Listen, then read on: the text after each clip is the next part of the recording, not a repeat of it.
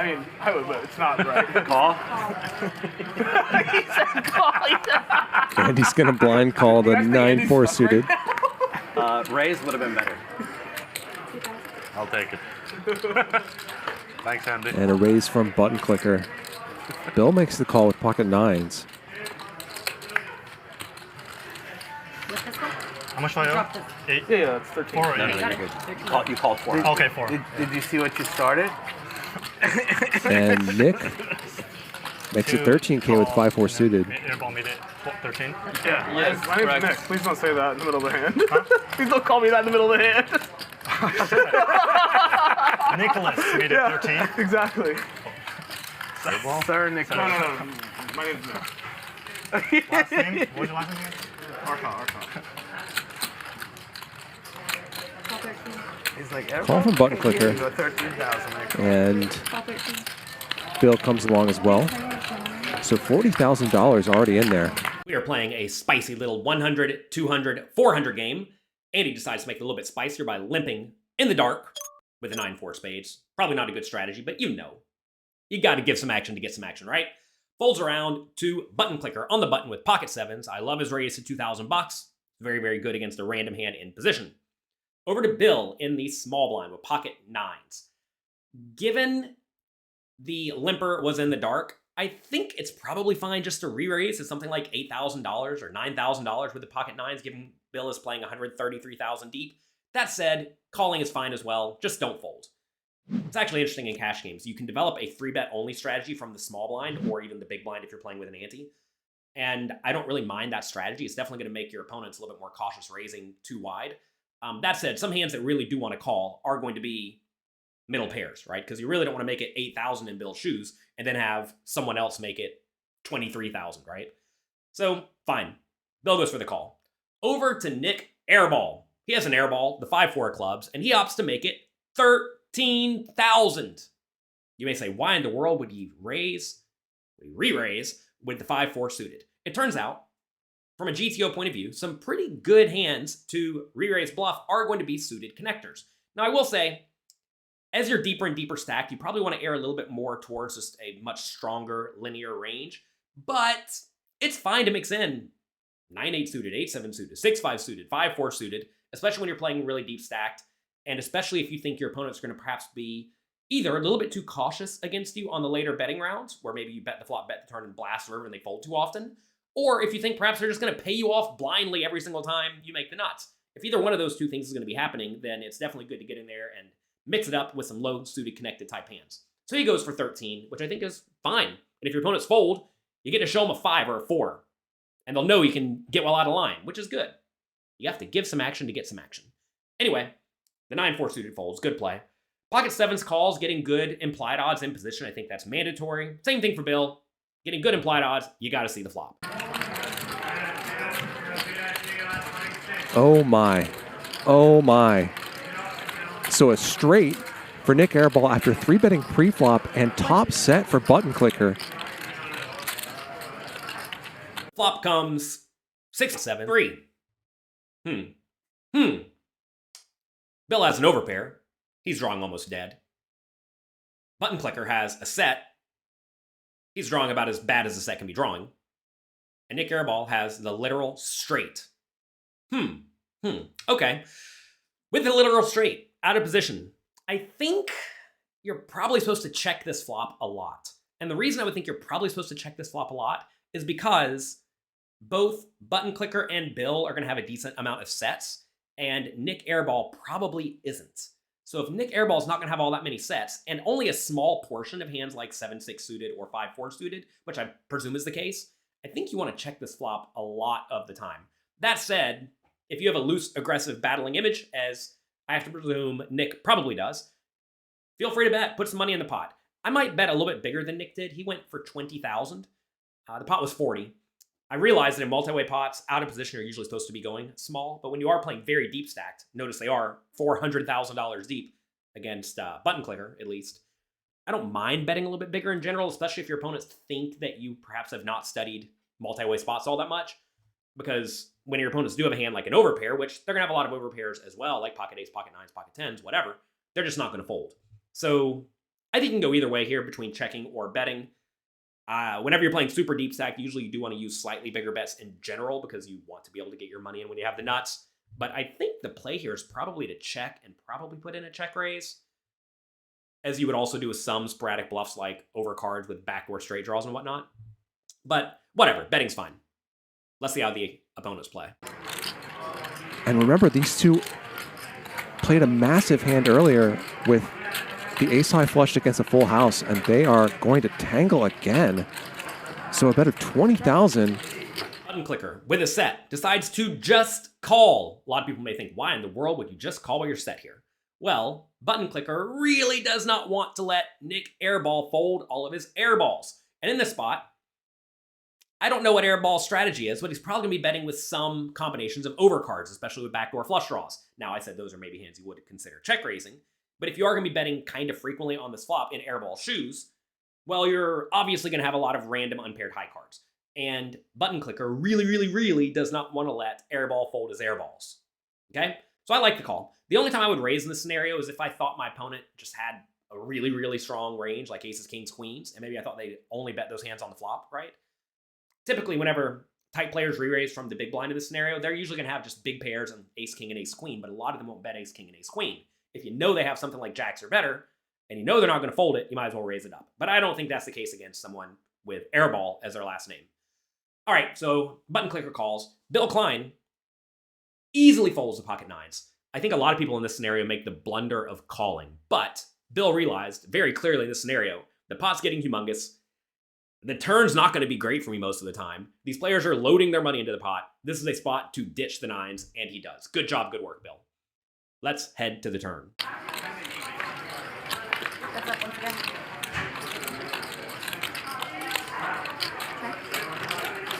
And now Nick checks. So if I get to 0 when it's my turn, I'm a hand's dead, Lauren? No, I'll add on a minute. If you... I don't have Maybe going for a check raise here. Can I sell him some? You look at these stacks, this could be one of the biggest pots we've ever had here on Hustler Casino Live. 45. 45,000.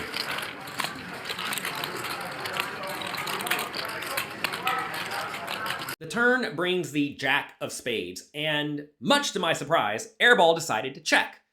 I would have thought that Airball would want to continue betting on this turn because if you think about a lot of button clickers' range, it's going to be marginal hands at this point that really don't want to bet because they really do not want to bet and get raised. And also, Airball could just be sitting with a hand like pocket aces that's never folding, right?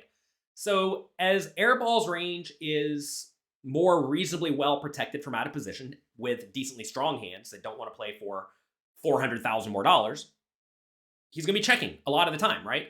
So for that reason, if button clicker did have a hand like pocket eights or random jack 10 of diamonds that just made top pair or pocket fours, I don't think he's going to be betting in this scenario all that often because all those hands are probably good if the pot stays manageable. I mean, $80,000 pot's already not all that manageable, but if the pot does not become too gigantic, those hands are probably good. But if he bets and gets called or bets and gets raised, those hands are usually going to be in pretty bad shape. And I got to presume button clicker's range will contain some hands like aces he's just never ever going to fold. So when your opponent is probably not going to be betting the turn all that often, you should be betting more often with your hands that really want to get money into the pot, like straights and sets in this scenario. So I probably would have bet in Airball's shoes, but he goes for the check, whatever.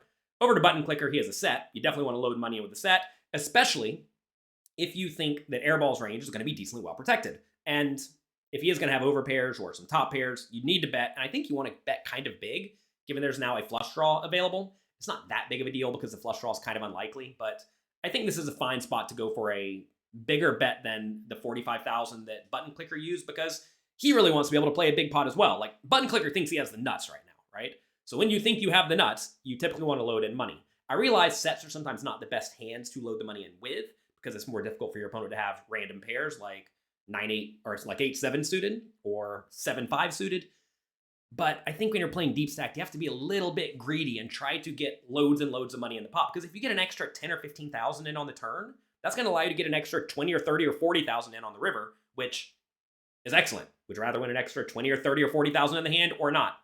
I think you probably would. Also, I do think button clicker's betting range on the turn is going to be really polarized in general. So if he is going to have either really good hands or junky draws, then I think he should be more inclined to use big bets in general in that scenario too. That said, button clicker's world class, heads up, master, so what he does is probably just right, and I'm probably wrong. All right, he goes 45,000. Let's see how Airball responds.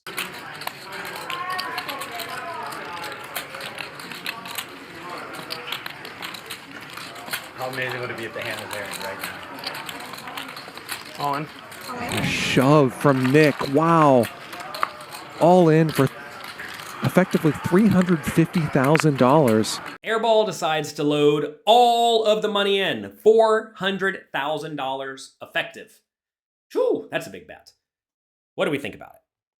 This is an interesting spot because I would have initially thought that button clicker's range to bet roughly half pot on the turn would be not overly polarized to either the nuts or nothing. I would have thought he's going to have some hands like a jack that's just going for value. Maybe some hands like pocket 10s or pocket 9s that are going for value / protection.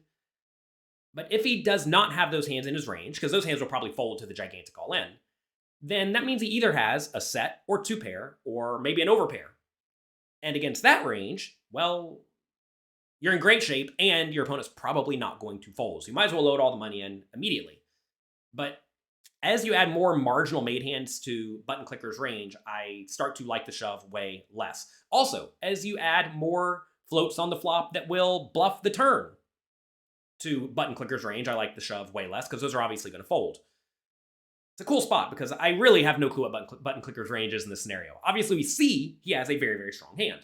So if he is actually very polarized here, and very importantly, he's not going to float the flop all that wide with random overcards and backdoor flush draws and backdoor straight draws. As to be fair, he probably won't. I don't know his strategy in general in those spots.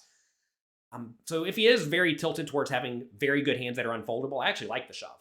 Typically, when people do make these large shoves, they usually either have a hand that is almost always good but vulnerable, which will be a hand like two pair or set, which button clicker 7s have an easy call against, or a high equity draw, like 9-8 of spades or 10-8 of spades or something like that.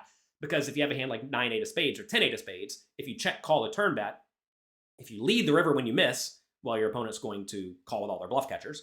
If you check the river when you miss, and your opponent either checks or bets, you just lose. And if you do happen to hit and you lead, well, lots of draws will have gotten there and your opponent's going to fold a lot. And if you check whenever you hit, they're just going to check behind a lot of the time. So this is a spot where high equity draws really, really, really do love to put in a raise. I think the raise may just be too big across the board, though. I think the play maybe to make it more like 120 in general. That said, Airball does load it in for all the moolah. Let's see which button clicker clicks. There you go. And it's a call, and we're going to play an $870,000 pot. This is almost $1 million pot. Twice confirmed. With a set against the straight, they're going to run this river twice. Sure, you got it. Please, doctors. Some of you may be surprised to see button clicker pretty easily call for a load of money. And I think it actually is a really easy call. Like I said, in this spot, I would presume Airball is going to have a lot of high equity draws and a lot of good but vulnerable hands like random two pairs. I know there's not a lot of two pairs available, so if anything, I would think he's going to be very, very weighted towards high equity draws. So 7s is a great shape against those, so we have a very easy call. And to be fair, we really only lose to pocket jacks, which doesn't really need to rip it in for a pile, and 5-4 suited, which also doesn't really need to rip it in for a pile. Easy call the pocket 7s. Let's run it twice.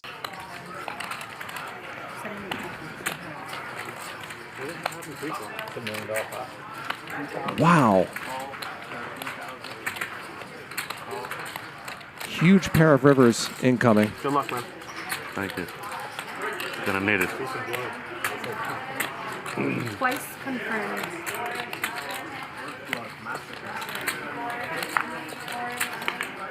My heart First was one beating goes fast. to Now Nick. it's slow.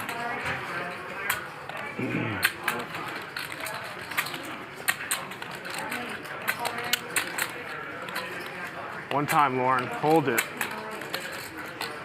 Poor Lauren. No, I don't know. Chop it off. Pressure on her. You can do that if you Are you bluffing me in the other hand? want. You can blame me. I'll tell you if I lose this one. You'll be on your way home after you lose this I one, know. right? Wow. On my bike to Vegas. Nick needling button clicker in this huge I like spot. all of it. Greedy. This is the biggest pot you ever played? Yeah. Button Clicker admits that this is the biggest pot he has ever played at close to $900,000. And while most of us here watching this video today have probably not played a $900,000 pot, I want to know what the biggest pot is that you have ever played. The biggest pot that I've ever played, not in a tournament, of course, I think it was for something like 180,000. And I got my opponent in with them drawing dead. So that worked out. But I want to know, what's the biggest pot you have ever played? Let me know in the comments section below. And if you feel like typing out the hand, feel free. Minor or something? Here's the second river. Another brick. Nice hand. And Nik Airball wins an $870,000 pot off of button clicker, flopping a straight in a 3-bet pot against top set. Wow.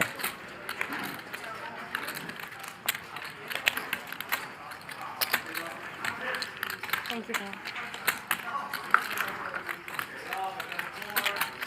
And that was the biggest pot in Hustler Casino Live history. Unbelievable. $870,000. And wow, what a first show for button clicker. Nice hand, Nick. Wait, so did you bluff me the other hand? No, I had checks. Okay. Fuck.